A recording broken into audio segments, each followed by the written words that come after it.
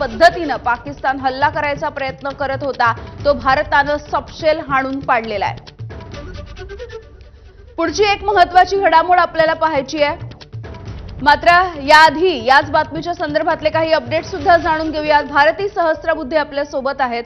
भारती, आपण बघतोय की पाकिस्तानला थेट आपल्याशी भिडता येत नाहीये। पाकिस्तान पुन्हा पुन्हा काहीतरी आगळीक करतं आणि नागरी वस्त्यांवरती हल्ले करायचा प्रयत्न करतं। श्रीनगरमध्ये सुद्धा त्याने हल्ल्याचा प्रयत्न केलेला आहे।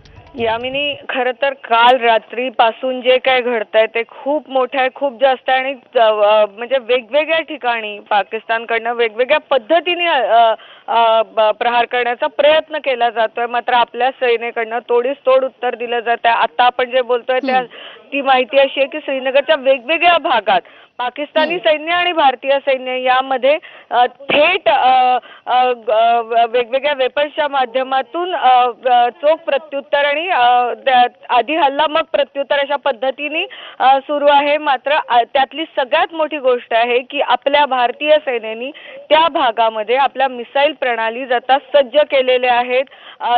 सरफेस टू एअर मिसाईल्स ज्या असतात, ज्या खूप प्रभावी मानल्या जातात, त्या सगळ्या मिसाईल्स आता पुढच्या कारवाईसाठी सज्ज झालेल्या आहेत श्रीनगर भागामध्ये। अगदी धन्यवाद भारती या अपडेट्ससाठी।